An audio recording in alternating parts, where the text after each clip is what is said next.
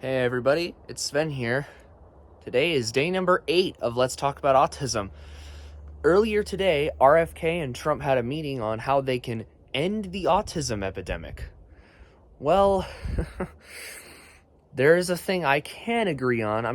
I wouldn't say it's an epidemic, but there is an epidemic of chronic disease.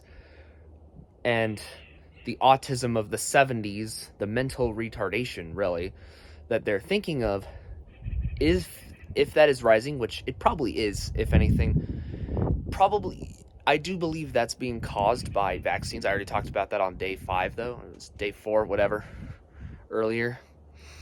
But one of the things I have found, what's been causing this supposed epidemic-like increase, is schools will falsely label kids as autistic, probably based on those false stereotypes I mentioned a couple of days ago, for the sake of more funding.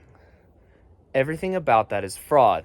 So, if even a kid, it'll ostracize the kid, and everything about it is just illegal.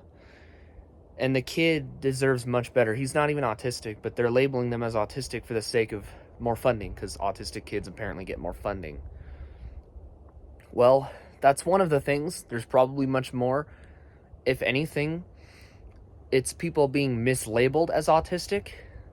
The autistic people who are labeled and have the diagnosis probably aren't all autistic, and there's many that aren't diagnosed autistic that believe such conversely.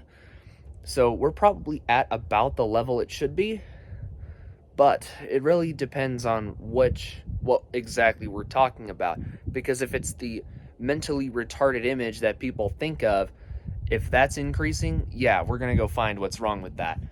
But autism itself isn't the problem. It's the chemicals creating the stereotypical neurological damage that people think of, and schools will label this as autistic for more funding, or even just a kid who's struggling as autistic for the sake of more funding. There's a lot of fraud, but I just wanted to address that, and I will see you guys on day 9. Goodbye.